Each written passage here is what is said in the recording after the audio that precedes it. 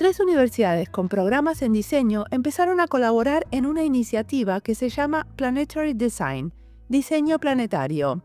Son la Universidad Católica de Chile, la Universidad de los Andes en Colombia y el Tecnológico de Monterrey en México. Dentro de este marco, organizaron un evento en Santiago de Chile. Como antesala a ese evento, organizamos un panel. Fue un panel grabado en vivo. Al final de la charla, le dimos el micrófono a otros que quisieron preguntar. Martín Tironi, uno de los profesores de diseño iniciadores del diseño planetario, hizo varias preguntas. Los entrevistados a este panel fueron Andrea Botero, Martín Ávila y David Sánchez Ruano. Andrea es profesora en la Universidad de Aalto, en Helsinki, Finlandia.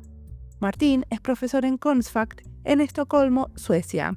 Y David en el Tecnológico de Monterrey, en Guadalajara, México. Los tres investigan en el ámbito de lo más que humano. Mi nombre es Mariana Salgado, esto es Diseño y Diáspora.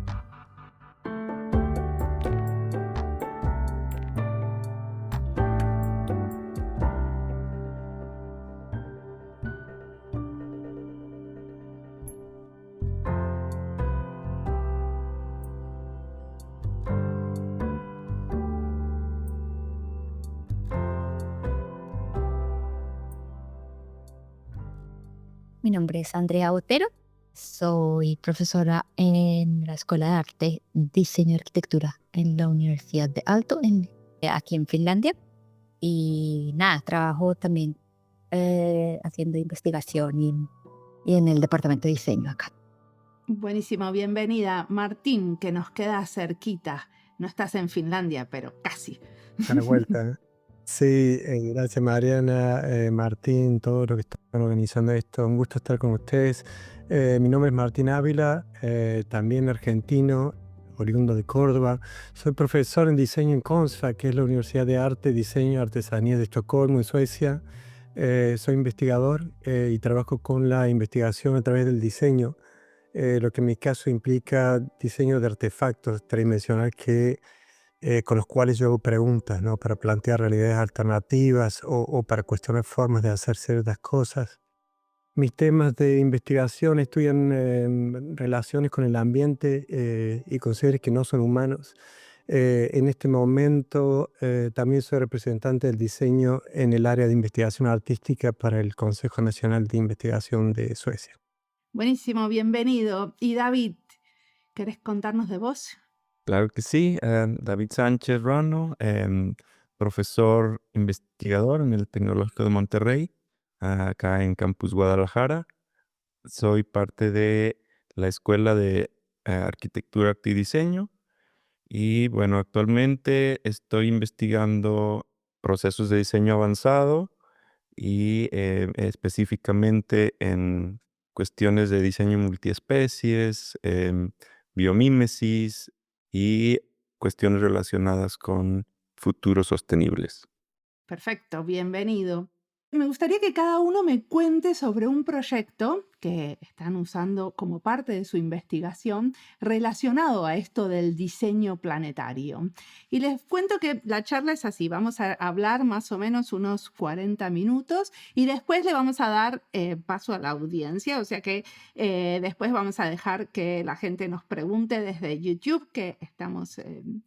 y abrir a otras preguntas. Pero también, si quieren preguntar algo o si algo no se entendió, pueden siempre dejarnos preguntas y vamos a estar comunicados y leyendo las preguntas que tengan. También Martín, que ahora está de incógnito, prometió ser un poco copiloto. Entonces, en algunos momentos claves, o sea, va a venir y va a hacer alguna pregunta específica. Buenísimo, Martín, bienvenido también a preguntar. Entonces, ¿quién quiere empezar con el tema de un proyecto de investigación relacionado con el diseño planetario? Yo empiezo.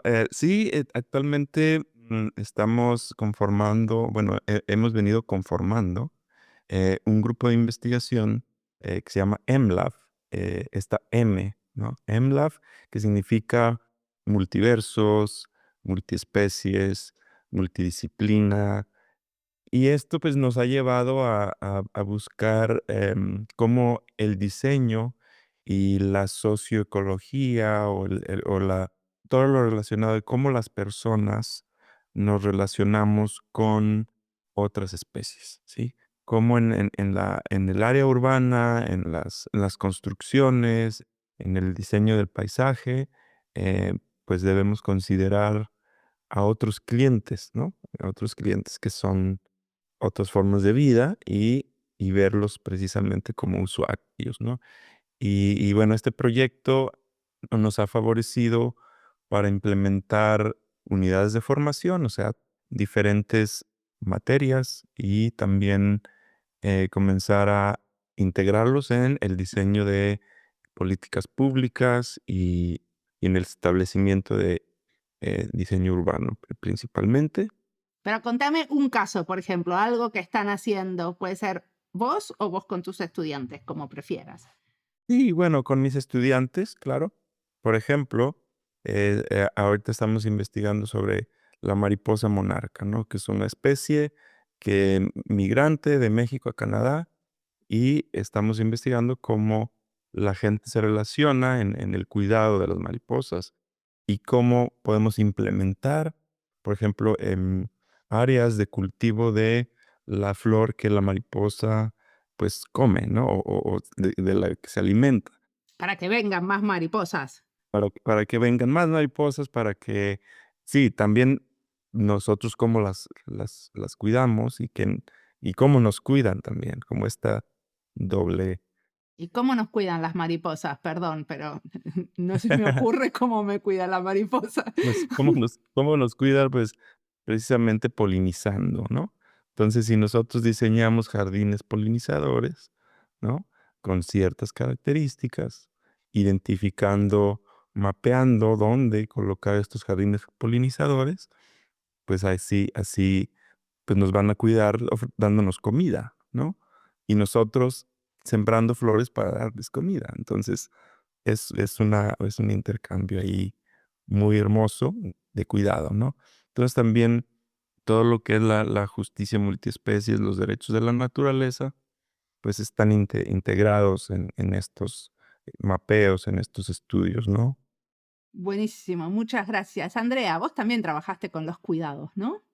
Y sí, algo, no con maripositas de la misma manera tan linda que David lo explica, pero a ver si te comparto como el entretejido de varios, porque lo último que he estado trabajando termina, creo, estando entretejido, pensando un poquito también en esto que hablaba Martín de la escala del planeta.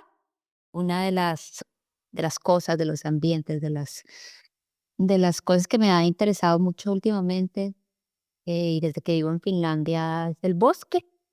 El bosque porque obviamente la idea que encontré del bosque cuando vine a vivir a este país, pues era un poco, una imagen de lo que es el bosque cambió un poco desde que vivo acá. El 75% de Finlandia, que creo que es un poquito más o menos la situación similar en Suecia, es bosque, pero también es bosque que es un bosque cultivado, en realidad una plantación.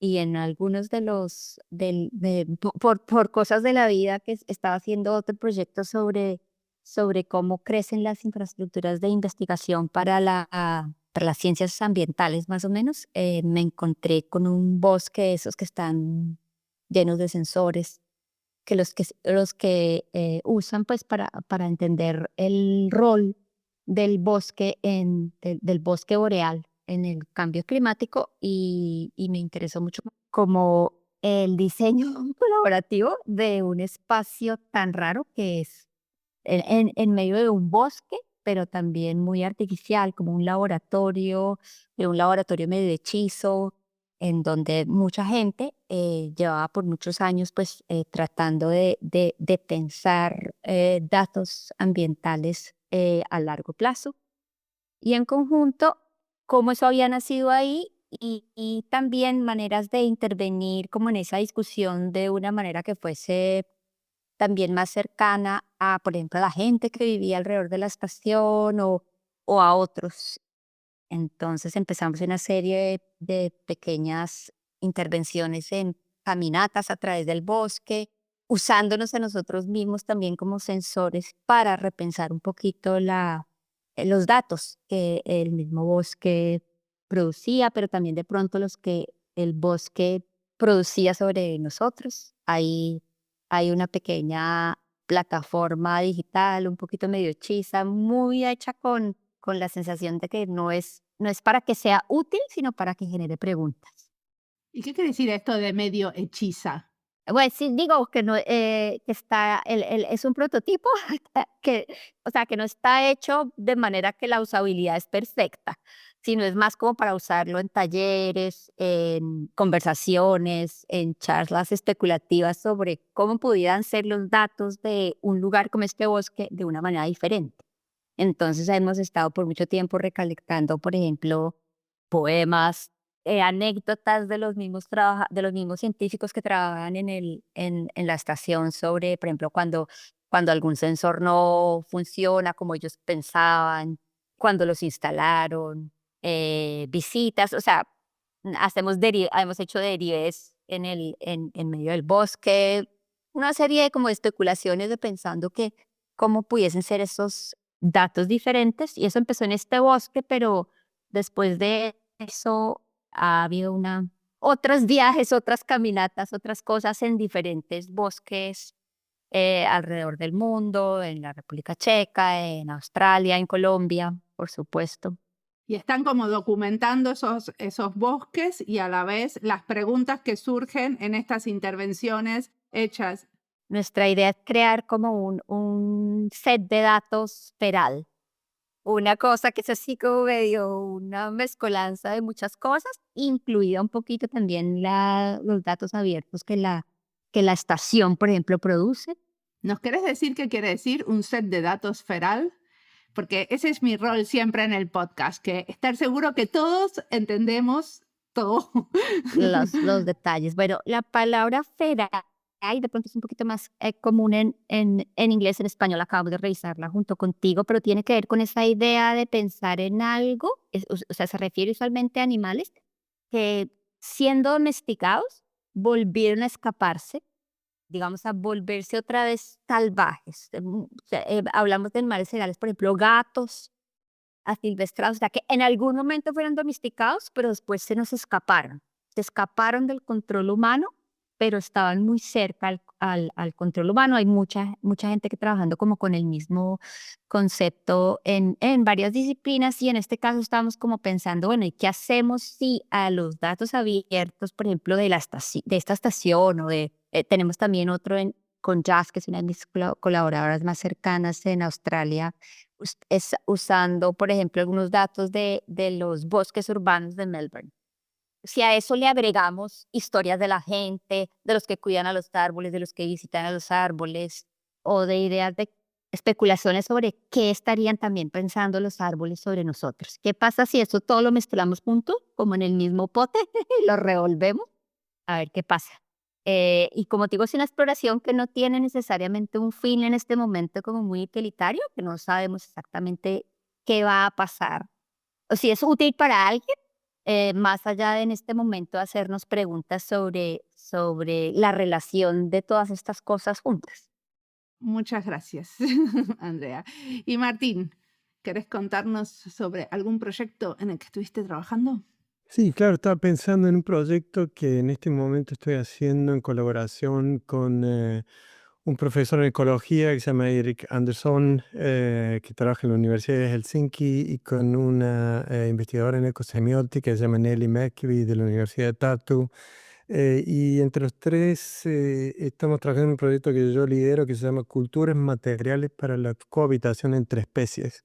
Empezó hace unos 2 años, 2 años y pico, o sea que tengo un año más, financiado por 3 años, y estamos trabajando con lo que se denomina especies paraguas.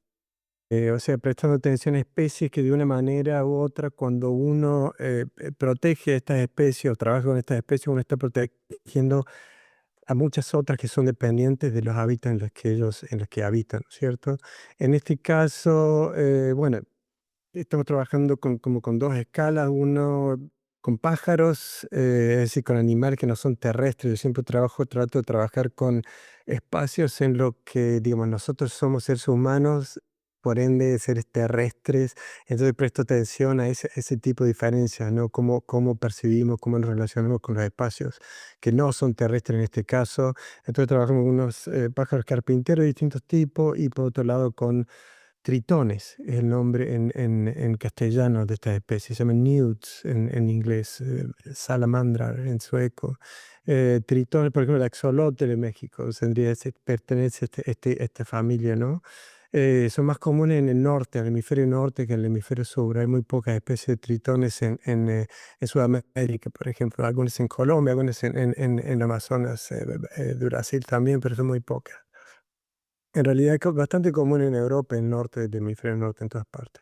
Y entonces lo que estamos haciendo es ver cómo, por ejemplo, gente en huertos, lo que en inglés se llama allotment gardens, algo que no es tan común, me parece, en Latinoamérica, pero bastante común en esta parte del mundo. La gente tiene espacios, digamos, en cada barrio tiene unos espacios, digamos, donde cada uno puede tener un espacio chico en donde ir a plantar, a pasar el tiempo al aire libre y demás. Entonces mucha gente tiene departamentos, tiene estos espacios, estos huertos. Y entonces estamos viendo cómo adaptar, o hemos hecho prototipos para adaptar lo que se llaman pallet collars en inglés. Creo que se diría cajones de pallet o collares de pallet. Es estándar, ¿no es cierto?, para transportar cosas, donde la gente acá suele crecer, sí, suele plantar, ¿no?, comida, flores, lo que sea, es muy común. Estamos adaptando esos mismos pallets, esos mismos cajones para poder pensar entonces cómo se puede plantar arriba, cómo se puede alojar a tritones por debajo, ya que muchos de estos huertos están cerca de, ¿cómo se dice? Las lagunillas, ¿no? Los espacios donde viven los tritones. Y lo que hacen ellos entonces se aparean durante el verano en estas lagunas y después tienen que desplazarse a un lugar seco durante el invierno y invernar, ¿no? Pero tiene que mantenerse a una temperatura por arriba de cero, lo cual en estas latitudes es difícil. Así que andamos haciendo mediciones de todo tipo, pero también sobre todo la parte importante es que trabajamos con la expresión sí, palette colors, ¿no? Cómo pueden comunicar esta dimensión de relación con otras especies, cómo la gente puede aceptar su presencia, cómo podemos relacionarnos, ¿no?, a través de esta, digamos, artefacto que hace intermediarios en esa relación, ¿no? Buenísimo. Acá recibimos algunas preguntas que son especialmente para David, ¿no? David trabaja con el concepto de regeneración. Incluso vos hablás en tus textos de las metodologías de diseño regenerativo. Entonces, ¿cuáles son estas metodologías de diseño regenerativo? Bueno, la regeneración ha entrado en un contexto que es como más un nivel después de lo sostenible, por así decirlo, ¿no? Después de explorar formas de implementar diseño sostenible, pues ahora hablamos, ¿no?, de regeneración. Y esto quiere decir regeneración ecosistémica o regeneración social incluso, ¿no?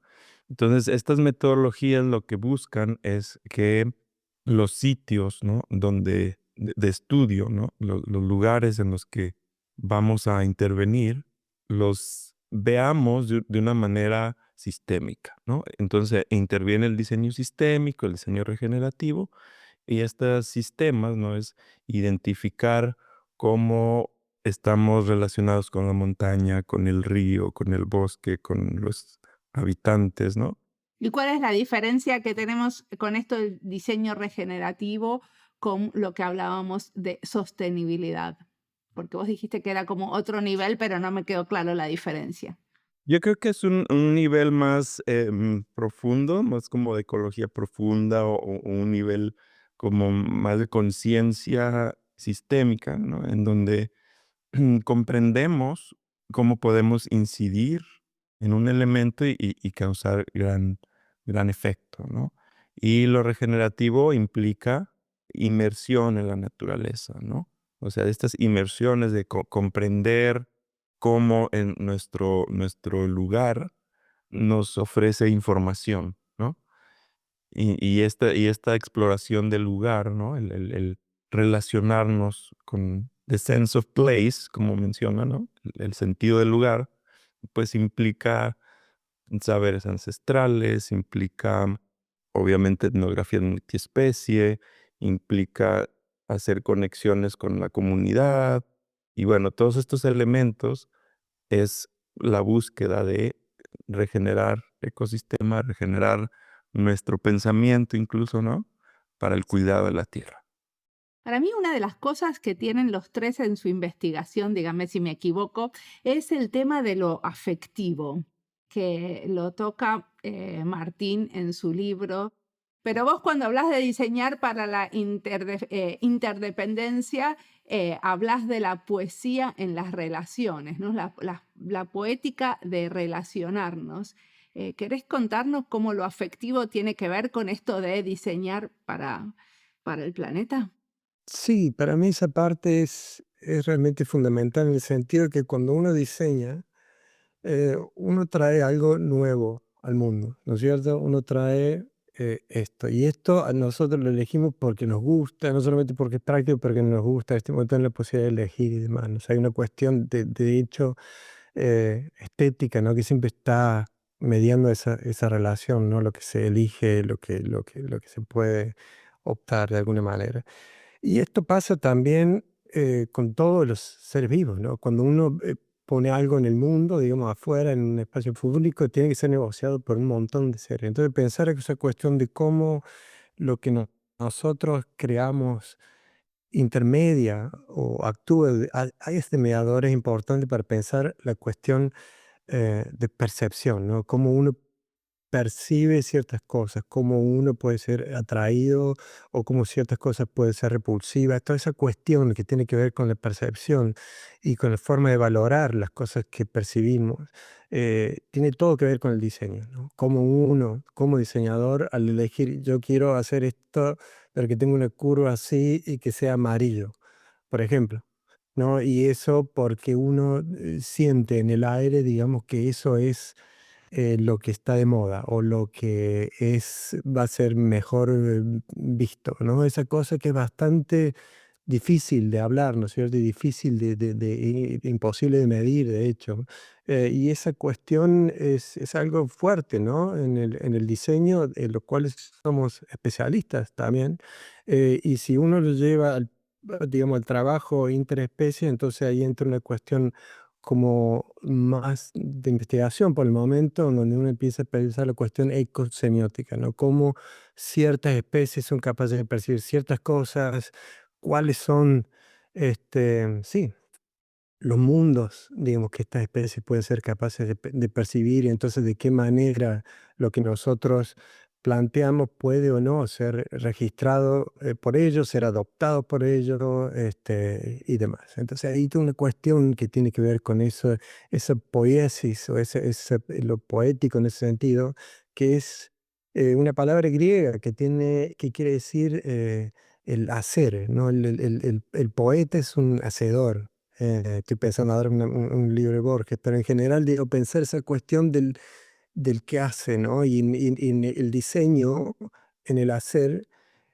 crea las posibilidades para relacionarnos, ¿no? En este momento estamos todos teniendo esta conversación mediada por tecnología, ¿no? De muchas maneras, ¿no? El diseño nos acerca o nos separa de alguna manera, nos pone en relación, y esto pasa con todas las especies, ¿no? Entonces pensar esa cuestión es una cuestión poética en ese sentido del hacer, ¿no? Que implica una forma de pensar la relación. Andrea, ¿cómo es para vos esto de cómo atraviesa tu trabajo lo de la afectividad? Yo me acuerdo de otro proyecto tuyo donde había un tubo de tela que simbolizaba un río. Quizás nos querés contar de ese. El de High.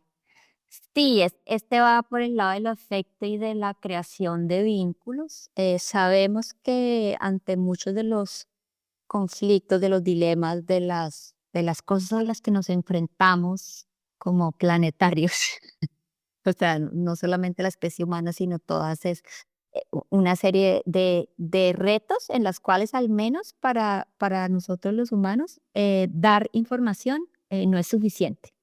Eso creo que lo llevamos viendo en las últimas décadas, de que no somos capaces de tomar decisiones, de hacer cosas basados solamente en una información racional. No parece ser, no parece ser una manera de hacer eso. Entonces, la creación de vínculos, la creación de lazos, el sostenimiento de esas cosas es importante. Este proyecto del que hablas de Hai, de Hai es una palabra en Kamsa, uno de los 65 lenguas indígenas que aún se hablan en Colombia, y es un proyecto que está haciendo con 3 amigas.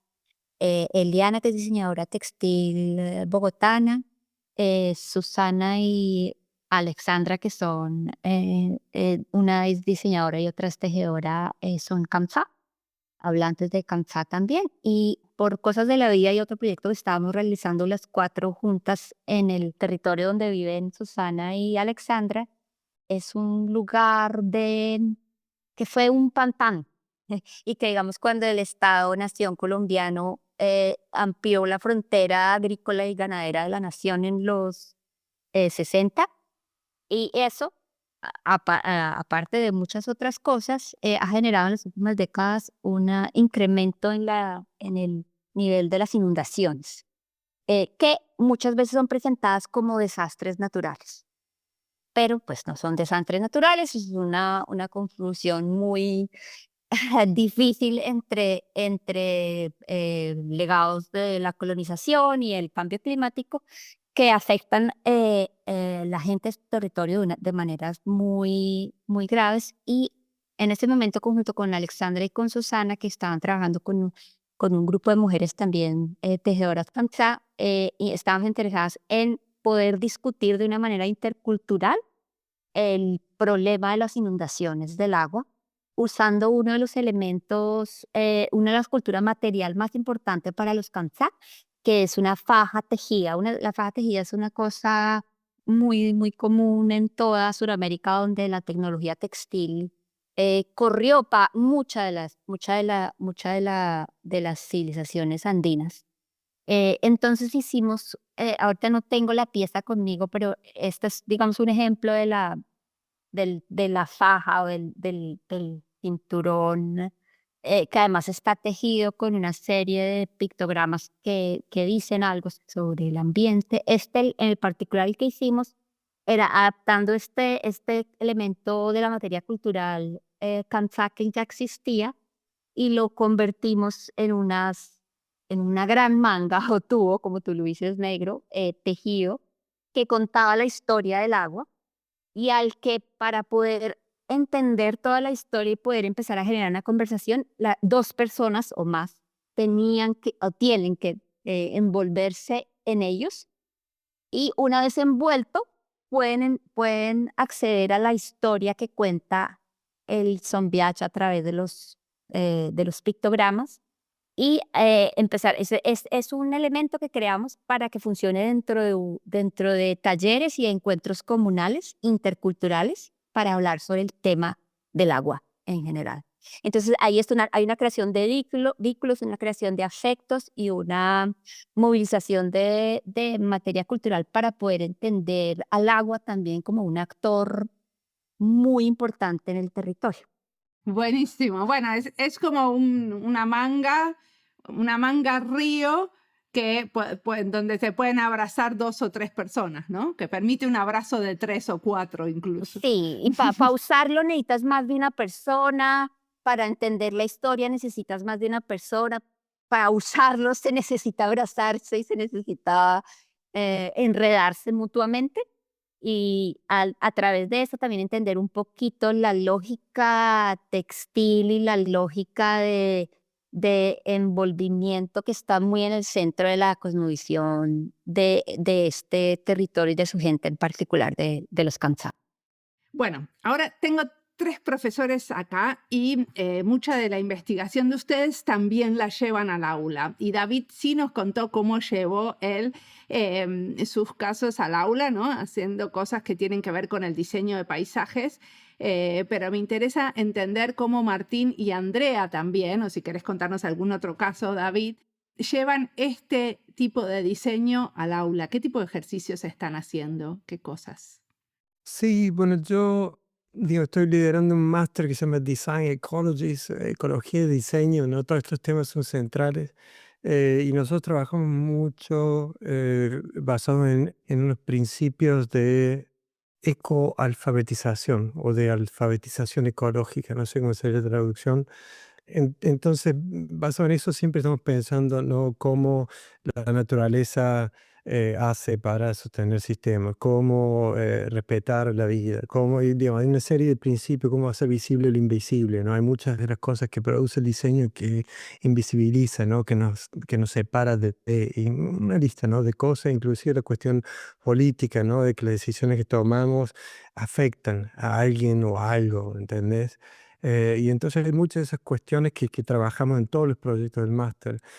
Una de las clases en la que hemos estado trabajando, que terminó hace no tanto, por ejemplo, trabajamos con la Fundación para la Vida Silvestre y con una empresa de Suecia para pensar lo que sería el futuro de la comida en las cantinas escolares en el año 2060. Es una cosa muy específica, ¿no? Pero el tema es pensar justamente cómo sería, cómo cambiaría nuestras dietas y nuestro alimento y la forma de pensar, digamos, los cultivos y demás, con un cambio de 1,5 grados o con un cambio climático de 3 grados, ¿no? En este momento vamos lamentablemente para los 3 o para los 4, para otra parte, ¿no? Pero en eso, trabajando con ese escenario hipotético, con la ciencia que se conoce en este momento, entonces nuestros estudiantes trabajaron qué podría crecer en esta actitud de cuáles serían los tipos de comidas que se comerían en una cantina, en una escuela, en el año 2060, cómo serían los procesos para mantener esos alimentos y demás. Entonces, o sea, ahí terminamos haciendo productos, servicios, sistemas, ¿no? Que trabajaban esa cuestión. Entonces ahí hay una convergencia entre este futuro especulativo basado en la ciencia de hoy con principios de ecoalfabetización, me parece que sería la mejor traducción. Buenísimo. Andrea, ¿qué estuviste haciendo? Ay, qué estoy haciendo? Ahorita en mi clase de técnicas de colaboración y participación, pues también uno de los temas centrales también ha sido esta idea de, usualmente, estos temas lo trabajamos mucho en la colaboración entre humanos y con los humanos. Y pues hay mucho también debate y cuestionamiento sobre qué tan posible es, por ejemplo, pensar este tipo de procesos con otras especies o con cosas que son inertes, qué tan realista es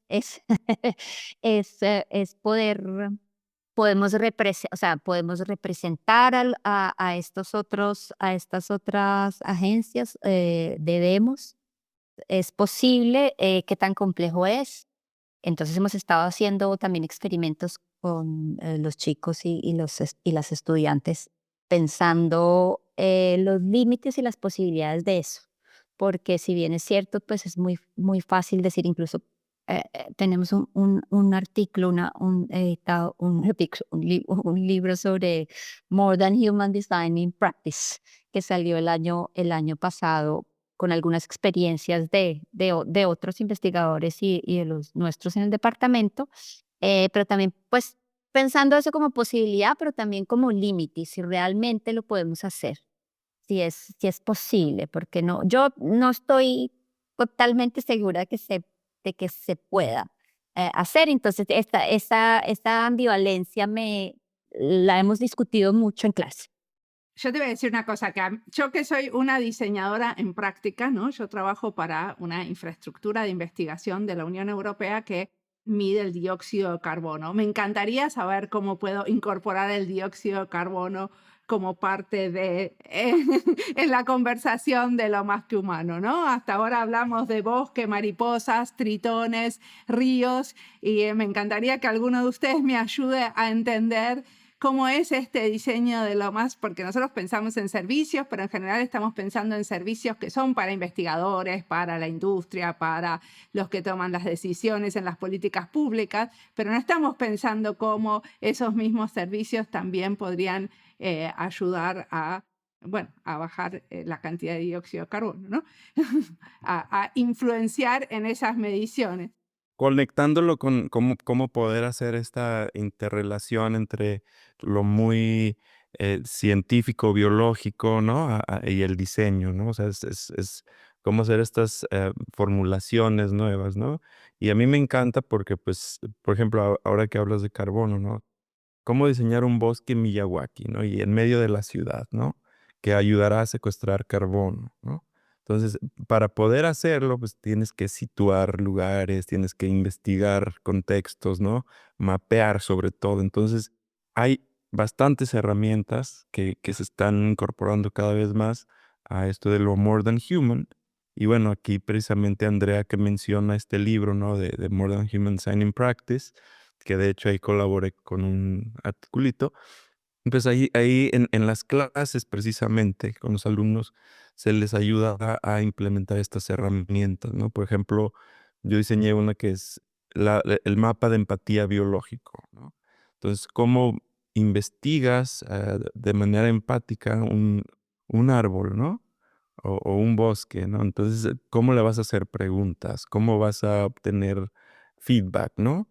Entonces es como como el normal mapa de empatía que hacemos los diseñadores, ¿no? Sí, sus gustos son estos, le encanta alimentarse de esto, tiene problemas con estas cosas, ¿no? Entonces, de esa manera, ¿no?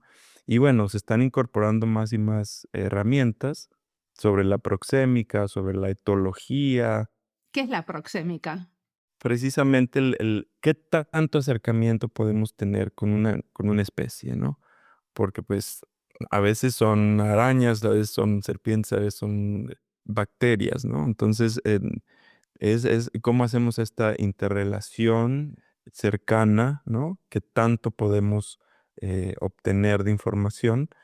De eso habla la proxémica y está conectado mucho con la semiótica, la biosemiótica o la ecosemiótica, como menciona Martín, ¿no?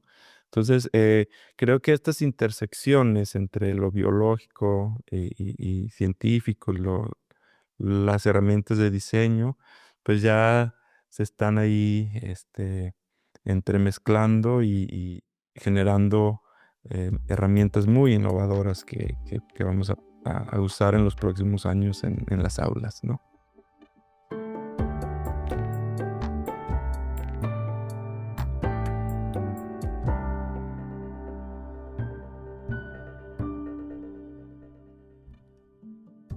Esta entrevista es parte de las listas México y Diseño, Finlandia y Diseño, Suecia y Diseño, Diseño con lo no humano, Educación en Diseño e Investigación en Diseño.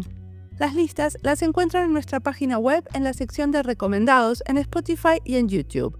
Y si estás buscando algo y no lo encontrás, siempre te puedes comunicar conmigo. Andrea Botero la pueden escuchar también contando sobre otros proyectos de investigación en el episodio 2. Ella fue una de las primeras que entrevisté cuando todavía hacía este podcast desde la radio local en Helsinki.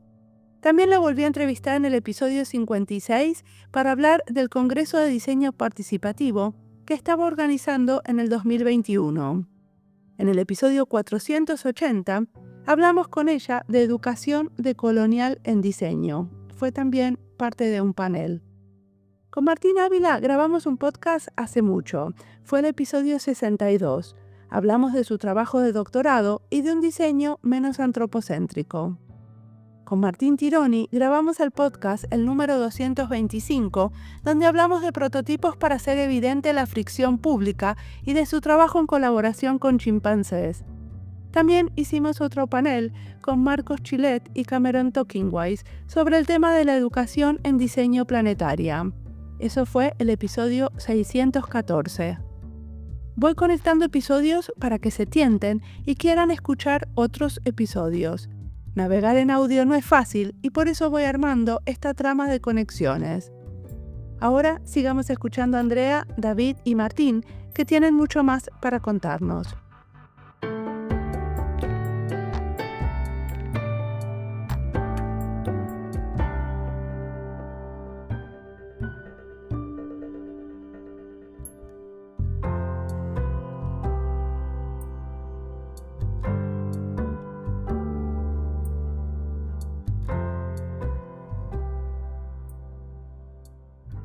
Buenísimo, David. Acá hay una pregunta para Martín que dice, ¿qué cosas crees que son fundamentales para generar un espacio común desde donde diseñar con estos animales? Supongo que se refiere a las especies paraguas, ¿no? A los tritones. Sí, esa es realmente una muy buena pregunta, en el sentido de que uno tiene que empezar a entender, digamos, cuáles son para pensar la cuestión común, ¿no? ¿Qué es lo que nos une a nivel percepción, por ejemplo, o a nivel interés? Y bueno, cada especie tiene digamos, sus desafíos. En este caso, nosotros empezamos investigando cómo, por ejemplo, diferimos con ellos porque ellos navegan mucho el mundo a través de los campos magnéticos, por ejemplo, no solamente la visión. El diseño fue tratando de acomodar distintas cosas hasta que llegamos al compromiso de cosas muy básicas, ¿no? Pero lo que era una de las cosas en la que uno termina en muchos de los proyectos es la valoración de los recursos locales. Suena tan básico que de alguna manera es importante decirlo, ¿no? Porque los desafíos más grandes que tenemos en este momento es la falta de madera en descomposición, por ejemplo, en las ciudades. Eso hace que no haya insectos, que no haya pájaros, que no haya una serie. Es una cuestión, digamos, catastrófica y tiene que ver con las preferencias humanas, ¿no? Si nosotros fuésemos capaces de valorar lo que está en descomposición, lo que está en desorden, digamos, hay una cuestión que tiene que ver con la percepción del orden y el desorden, que es fundamental, ¿no? Y en ese punto de entender el orden, o más bien el proceso digamos, que trae la descomposición, que es un proceso vital en el cual si los seres humanos fuesen capaces de ser partícipe en ese tipo de cosas, ahí tendríamos, digamos, forma de alinearnos con muchísimas especies, ¿no? Entonces hay unas cuestiones muy centrales en el trabajo mío en este momento de pensar el desorden, de pensar, digamos, cómo trabajar eso, ¿no? Cómo trabajar la cuestión perceptual de lo que está en descomposición, por ejemplo. Eso suena lindo un poquito, Martín, pensando en la idea que dijiste de la estética anterior y del afecto. ¿Cómo la ves ahí? Es por ahí, ahí está además el trabajo de diseño, ¿no? Por eso hay un rol particular. Nosotros tenemos que entender también cómo, como diseñadores, podemos complementar el trabajo de científicos, de economistas y demás, ¿no? Hay mucha gente haciendo trabajo fantástico, pero ¿de qué manera podemos nosotros participar, complementar, ¿no? Potenciar lo que se sabe? Sí, y sobre todo, Martín, la parte de la emoción se corporiza, ¿no? Es como el embodiment que a veces se habla. O sea, cómo realmente sentir lo que siente otra especie, ¿no? O sea, O saber que no lo puedes sentir. Ajá. O también lo que es importante, o sea, también ser que no eres capaz de sentir lo mismo, que me parece que también es uno de los problemas de la empatía a veces. Pensar, podemos pensar, pero no. Hay dos conceptos que a mí me parecieron muy interesantes de tu libro, Martín, cuando hablas de la hospitalidad y de la hostilidad, ¿no? Que esos conceptos te sirven para diseñar. ¿Querés contarnos por qué? Sí, bueno, se la hago corta. Eso para mí es central, como vos decís, y lo que yo pienso, digo, para mí los artefactos que creamos no son soluciones a un problema. Los artefactos que creamos son para mí dispositivos, en el sentido de que son cosas que disponen, que ordenan el mundo de una manera u otra. Y en ese ordenar el mundo, en ese disponer, hay inclusiones y hay exclusiones, ¿no es cierto? Y por ende nosotros creamos permanentemente siempre las dos cosas, hospitalidad y hostilidad. ¿Cierto? Cuando creamos, por ejemplo, un ejemplo que siempre doy es el de el picaporte, la manija de una puerta, ¿no? Y cuando creamos ese artefacto, estamos incluyendo personas, si uno piensa en el picaporte estándar, ¿no? De la mayoría de las puertas del mundo, estamos incluyendo personas que tienen cierta altura, cierta fuerza para poder hacer este movimiento, que tienen manos y demás, ¿no? O sea, personas como yo, por ejemplo, con esa capacidad en este momento. Incluye a ciertas personas, como yo, como digo, pero excluye entonces a bebés, a gente sin mano, a gente y demás y demás. Ni hablar de lo que excluye mariposa y ardilla y todo lo otro, ¿no es cierto? O sea, en ese sentido, cualquier cosa que nosotros creamos incluye y excluye. Siempre está esa. Entonces hay una dimensión micropolítica, por decirlo de una manera, permanentemente, ¿no? Cuando uno empieza a pensar diseño como lo planteo yo, uno está pensando que esto es la solución a tal cosa, que esto es... Son más bien, digamos, los artefactos que creamos son respuestas a ciertos condicionantes, ¿no? Y en ese responder, ese responsibility, me sale ahora con lo que se plantea Haraway y otra gente, hay limitaciones, ¿no? Serie de pensar relaciones, quién se beneficia de estas cosas. Hay tanto para trabajar si uno trabaja de esa manera desde el diseño, que ahí, bueno, como te das cuenta, podría hablar 3 horas más sobre esto. Y mejor vamos a poner un punto suspensivo acá. Martín, ¿tenías alguna pregunta? Apareciste y me encantó verte. No, sí, o sea, muy interesante. Más que pregunta, como algunas provocaciones para que los tres puedan como reaccionar. Y quizá se ha mencionado implícitamente, porque de alguna manera en estos proyectos, que ya es ya es un concepto muy moderno, ¿no? Como el proyectar, el dirigir, el orientar. En estos proyectos, que como decía Martín, mediaciones, sigue esta fantasía o esta ilusión de comprender a la otra especie, ¿no? De atenderlas, de extenderles cuidado o de repararlas. Y la primera pregunta es hasta qué punto también tenemos que quedarnos con lo inconmensurable, con lo que nos excede, con lo que no tiene posibilidad de ser nombrado. Porque si no, volvemos un poco al sesgo modernista de querer controlar y dominar y transformar el planeta en otro proyecto. No, o sea que pues creo que totalmente, que es muy difícil desaprender el proyecto moderno, es muy jodido. Y por eso digo, por ejemplo, con la idea esta de More Than Human Design o pensar que otros pueden participar, yo, o sea, sigo teniendo mucha ambivalencia, no sé si es posible, no sé si es siquiera deseable, no la tengo clara, no tengo una muy buena respuesta para eso porque me parece que la provocación que lanzas es muy importante. Corremos el riesgo también de mover o sea, creo que el descentrado tiene que ser más radical porque no puede haber centros, o sea, no puede ser que ahora entonces antes era el diseño centrado en el usuario y ahora vamos a hacer el diseño centrado, no sé, el planeta, no puede ser centrado creo que el centro es el problema de muchas maneras. Buenísimo, David. Sí, digo, conectando con esta idea de Martín, de lo hostil, la hospitalidad, ¿no? Creo que en dejar un poco abierto a esa feralidad que también Andrea menciona, ¿no? O sea, a veces el crear a diferente escala, ¿no? O sea, sí un objeto, un edificio, un puente, un parque, ¿no? O sea, todo esto tiene que tener como un elemento de lo que llamamos affordancia, ¿no? O affordance, ¿no? Y, o sea, la accesibilidad que podemos brindar y dejar un poco a que sea más salvaje, ¿no? O sea, no podemos diseñar un bebedero para iguanas, pero sí podemos hacer una intervención donde el agua se acumule, ¿no? Por ejemplo. Y dejar si se va a ser útil para otra especie, ¿no? Entonces también está en esa ambivalencia, qué tan affordable o sí, o sea, qué tan libre se diseña o no, ¿no? Entonces creo que por ahí va el asunto. Martín.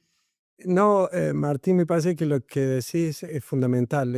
Digamos, es pensar el control. Diseño siempre se ha tratado de controlar, ¿no? Y en ese sentido, prescribe siempre formas que tienen que ser controlables, manejables. Y en eso, digamos, a la vez haber sido siempre, digamos, antropocéntrica, ¿no? Ahí hay un espacio, digamos, con el cual tenemos que trabajar. Y siempre tenemos que trabajar con principios de inseguridad, uncertainty principle me sale, ¿cómo se diría?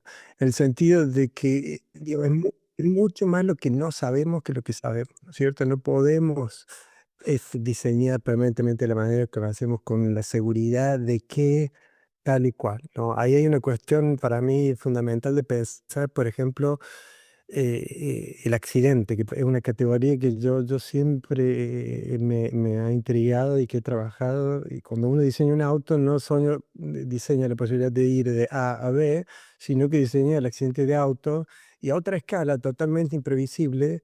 El cambio climático por el aumento de carbón en la atmósfera, ¿no es cierto? Cosas totalmente imprevisibles, no en relación a lo que creamos. Y así pasa con un montón de cosas permanentemente. Entonces tenemos que estar permanentemente pensando en cómo la cosa relaciona inesperadamente con otra y dejar abierto eso. Y no, en ese sentido, las creaciones humanas han sido siempre con la obsesión del control. ¿No? Y eso es algo que tenemos que practicar y de los cuales estamos bastante lejos de poder hacer si uno piensa en relaciones con otras especies. Martín, ¿tenés más provocaciones? Sí, tenía otra en este mismo sentido, digamos, de dejar espacio a esta ambigüedad, ¿no? A esta indeterminación, a este no conocimiento, a la ignorancia que nos hace más humilde y mejorar nuestras posibilidades de relacionarnos con estos cohabitantes.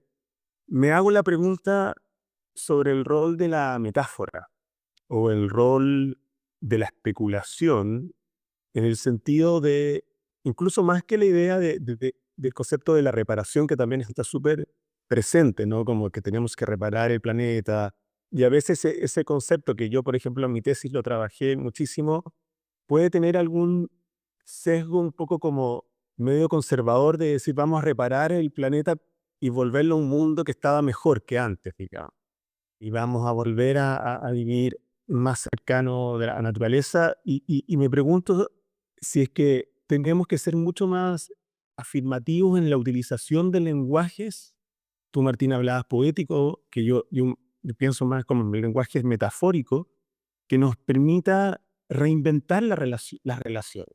No repararlas, sino que reinventarlas, y en las cuales nosotros mismos también nos reinventamos. O sea, no solamente estamos reinventando la relación con otras especies, con la mariposa que trabaja David, sino que en ese proceso redefinimos la ciudad, la idea de ciudad, por ejemplo. David, te veo ahí con la palabra lista. Sí, digo, también creo que es un asunto entre lo metafórico y la parte de curiosidad, ¿no? Una especie que somos súper curiosos, súper exploradores, ¿no? Una constante, ¿no? De buscar estas interconexiones y desaprobar o aprobar, ¿no? Entonces creo que sí debemos trabajar más con esos lenguajes, precisamente, que están definiéndonos, ¿no? Actualmente. Entonces, pues sí, la ecolingüística, ¿no? Nos puede apoyar bastante, que es algo muy poco explorado. Quizás me quedó una cosa en el tintero, que lo que pasa es que en el mundo de la ciencia, la metáfora es un peligro epistemológico, ¿no? Es lo que nos puede guiar del conocimiento objetivo, racional. Y tiendo a pensar que, dada la complejidad y el enmarañamiento en el que estamos, no queda otra que recurrir a ella para poder acercarnos sin violentar y buscar formas de sentir, pensar que puedan como de alguna manera Pensar, es sí. como adecuadas, afinadas, etc. Sí, no, el sentipensar está ahí presente. O sea, ayer estábamos en un simposio acá en Monterrey que se llama Somos Naturaleza, ¿no? Y hablábamos también junto con las diferentes etnias que habitan el norte, ¿no? Que están presentes ahí. Y precisamente ellos utilizan un lenguaje súper metafórico. O sea, los saberes ancestrales son súper metafóricos y son súper efectivos también y han permanecido durante mucho tiempo, ¿sí? Pero creo que también está un peligro de perder esos saberes ancestrales, ¿no? O más que perderlos, están mutando, se están modificando, ¿no? Entonces a veces dices que están introduciendo nuevos términos, nuevas tecnologías, nuevas dinámicas de comportamiento a esos saberes y cómo los conservamos o los complementamos, ¿no? Con los saberes actuales. Entonces, sí está ahí una cuestión muy de seguir explorando. Andrea, a vos esto de las metáforas y las reparaciones te suenan también. ¿Querés comentarnos? No, yo aquí estaba, no sé, estaba pensando con una cosa que me resonó de otro lado, en el sentido de, el otro día escuché una charla de Yasnaya Aguilar, que es una lingüista mije de México, y Yasnaya dice que en muchas lenguas indígenas mesoamericanas, por ejemplo, la metáfora es un recurso muy de las lenguas indoeuropeas. Y que, por ejemplo, para muchas lenguas mesoamericanas, se incluye acá el Kamsá, que es con el que tengo un poquito más de conocimiento de primera mano últimamente. eh, un, Hay otro recurso que es el disfracismo. Y si recuerdo bien, porque no soy lingüista, pero si recuerdo bien, el argumento era como el disfracismo es, a diferencia de la metáfora, es la juxtaposición de dos conceptos que juntos forman uno nuevo. Por ejemplo, la manera en que estas cajas funcionan es poniendo dos ideas una al lado del otra para resonar una tercera, que no es ni lo que fueron, no es ninguna de estas dos, y es más que la suma de estas dos.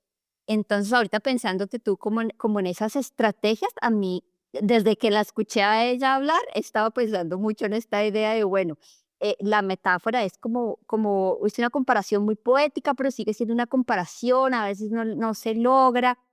Yo no tengo ni idea si esto, pero en este momento me acordé del comentario de Yasnaya con la idea del disfracismo y como de pensar otras maneras poéticas, o sea, de poner cosas que no necesariamente vemos juntas, pero entenderlas juntas para entender una tercera. Sí, no, por mi lado, a mí es un tema fascinante para mí, justamente pensando en Chile. Dos de mis ídolos han sido Humberto Maturana y Francisco Varela, ¿no? Que han definido, o sea, que ellos explican, ¿no? La cuestión de lo que decían el lenguajear, ¿no? A diferencia del lenguaje, ¿no? Que pueden usar otros seres vivos, ¿no? Y cómo eso tiene un metanivel, ¿no es cierto? Y esto no es una diferencia es una diferencia de grado, digamos. Uno puede hablar de los primates, también usan eso. Y hay una cuestión importante. Un amigo mío, poeta que ya murió, Julio Requena, escribió un libro que se llama El principio metafórico. Y en ese libro, Julio revisaba cómo los lenguajes tienen una base metafórica, ¿no? Para hablar. En este momento uno puede decir una palabra como la palabra considerar, y una palabra que suena totalmente neutral. Etimológicamente, considerar tiene que ver con la palabra, por ejemplo, sideral, y por ende con el contemplar las estrellas, ¿no es cierto? O sea, considerar implica eso, ¿no? Y uno como no estamos, si yo te digo considerar en este momento, nadie está pensando en ninguna metáfora, ni en ningún tipo de poética, ni ninguna cosa así.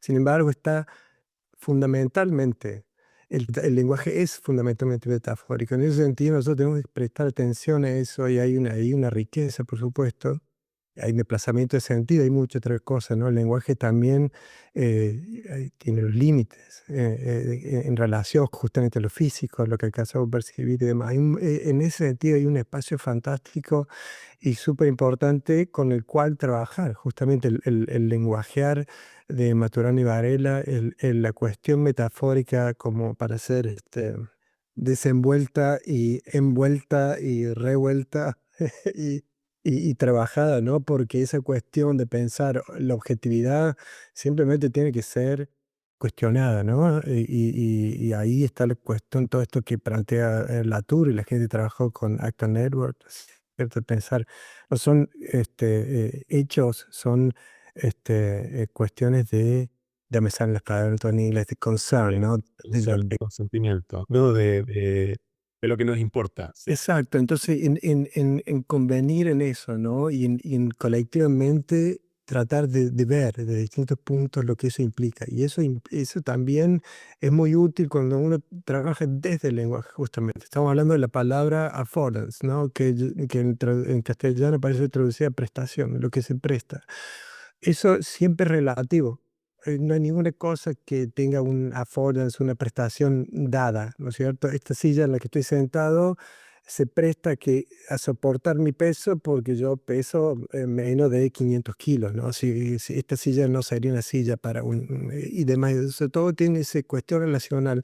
Y esas palabras que nos invitan a ser como más específica. Uno no puede hablar con estas palabras sin pensar en una relación específica. Son muy ricas en el vocabulario que estamos tratando de desarrollar nosotros, que estamos trabajando con relaciones con otros seres, a otra escala y demás. Acá hay todo un mundo que también es fascinante, ¿no? Del cual podemos hablar realmente un rato. Vamos a ir cerrando esta charla y a mí me gustaría que para cerrar que contestemos la pregunta que un estudiante hizo en YouTube y dijo algo así como, le gustaría saber, él es estudiante de diseño y si pudieran darle un consejo a diseñadores jóvenes que quieren trabajar con este paradigma, ¿qué consejos le darían? Me parece que ese podría ser una manera como de cerrarlo. Creo que una de las cuestiones es que comience a conectarse con proyectos comunitarios, ¿no? Inmediatos. Sí es importante, por ejemplo, si hay programas del gobierno que estén trabajando ahí localmente, qué instituciones están conectadas con esos proyectos. Y sí es directamente, no tanto con empresas, pero sí con proyectos de activación social, conservación, hiking, ¿no? O sea, como cuestiones más de salir, ¿no? De salir a buscar en su localidad, ¿no? De moverse, de explorar ahí. Sí, yo diría lo mismo, ¿no? Estaba pensando exactamente en eso, pensando en cuestión. Hay mucha gente que quisiera hacer más y no sabe cómo proteger o de qué manera participar, ¿no? En cuestiones ambientales. Y en ese sentido, siempre yo por lo menos en todos los proyectos en los que he trabajado, la gente se ha entusiasmado. Cuando uno piensa cómo pensar el diseño, digamos, y al conectarse con lo vivo, al tratar de pensar cómo esto participa, ¿no? De ciclos vitales, hay una cuestión ahí positiva, ¿no? Que en general hace que la gente se una en torno a ese tipo de desafíos, de posibilidades. Y solamente eso, ese potencial suele ser una fuente linda de entrar en un proyecto, ¿no? Y de trabajar y hacer cosas que son en general en común. La Comunidad Europea también ahora está ya desarrollando las directivas que incluyen la biodiversidad como una de las medidas que tienen que reportar las empresas ahora. O sea que vamos a ver más también, ¿no? En los años que vienen, ¿no? De este tipo de trabajo porque se está formalizando y está siendo requerido también a estos niveles de, digamos, no solamente bottom-up, también top-down, ¿no es cierto? Y eso es muy importante también, o sea que yo creo que en ese sentido va a haber trabajos de otra índole que en este momento son muy raros. Sí, no, no, yo también no haría sino más eco de la idea. En Colombia diríamos que armar parche, buscar amigos, buscar amigas, buscar otros, porque uno solo, eso es muy difícil.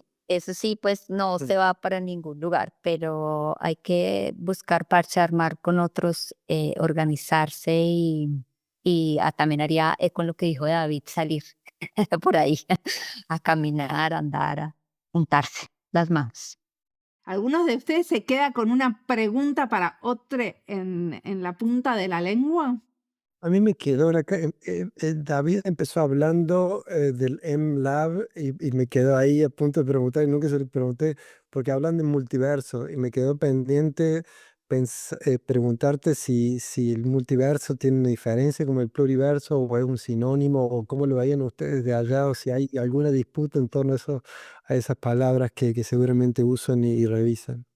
Bueno, es que estas herramientas de las que hablaban, ¿no? O sea, es una herramienta, el multiverso, que es algo virtual. Podemos entrar a observar otras dinámicas, ¿no? Entrar a otros universos, es hacer estas interpretaciones. Entonces, creo que lo digital por ahí nos puede apoyar un poco en esas interpretaciones, pero pues sí, o sea, es desde esa parte, ¿no?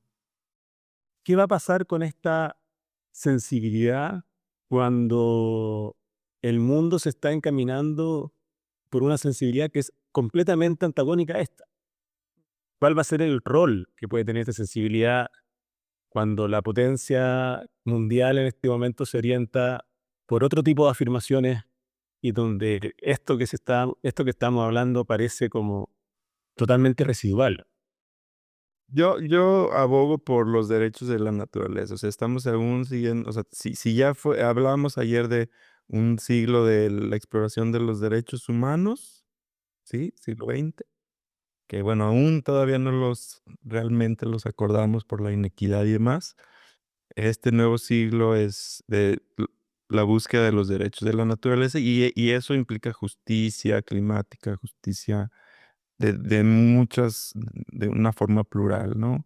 Pluriversal. Entonces, creo que es lo único que podría inmediatamente ahora seguir buscando, ¿no? Esos derechos. Es una muy buena pregunta, Martín. Y me la hago sin tener una buena respuesta. Para mí, hay muchas cosas que están pasando en este momento que están pasando en contra, incluido el no creer en la ciencia, digamos. Los científicos están de acuerdo con este discurso que estamos teniendo en este preciso momento, ¿no? Y eso ya asombra. Ya hay una cosa mucho más compleja en ese sentido, no es solamente una sensibilidad, sino que hay toda una cuestión importante. O sea, que en este momento lo que yo pienso es que hay una crisis de instituciones, de valores, de cosas que son más amplias, ¿no? Y uno entiende perfectamente cómo se tiene que trabajar constantemente, por ejemplo, para mantener las instituciones democráticas, para mantener sistemas naturales, para hacer un montón de cosas. Y uno, a pesar de el conocimiento que hay sobre estas cosas, no hay en este momento un consenso. Hay muchas cosas que siempre se han dado por sentado, como que funcionan de por sí, que esas cosas vienen, ¿no? Y entonces, desde mi punto de vista, digamos, en este momento estaba viendo, habiendo un colapso de ciertas cosas que tienen que ser, con las cuales tenemos que seguir revalorizando y reconstruyendo, ¿viste? Con generaciones. Sí, continuamente. Ese trabajo continuo de un montón de cosas que no solamente son estas cuestiones que parecen a veces superficiales, pero que son fundamentales desde el punto de vista ecológico, tienen que ser revistas y revistas y revistas y mantenidas. Pero bueno, es una discusión realmente para mí mucho más amplia. La situación, no sé, uno se levanta, escucha las noticias, mira la situación, las cosas que ocurren en el ambiente político y piensa que no hay mucho que hacer. Pero, ¿cómo era que decía creo que era uno de los negociadores eslovacos, que la esperanza no es la fe de que las cosas van a salir bien, sino que uno sigue porque uno sabe que es lo correcto. Entonces es más como, en estos momentos, como lo único que se me ocurre para terminar con que no creo, o sea, que para pensar un futuro que sea vivible, que tenga sentido, no creo que haya otra opción que sino de seguir con el problemita de cómo podemos tener estas sensibilidades aún más, cómo mantenerlas, cómo nutrirlas, cómo convencer a otros, cómo estar con eso, porque no veo otro, aunque todo parece estar en contra. Como siempre, la música del podcast es de Antonio Zimmerman, el diseño de sonido es de Julián Pereira. Este podcast está publicado con licencia creativa común con atribuciones. Esto fue Diseño y Diáspora. Pueden seguirnos en nuestras redes sociales en YouTube, Instagram, LinkedIn, Blue Sky o visitar nuestra página web diseñoydiaspora.org.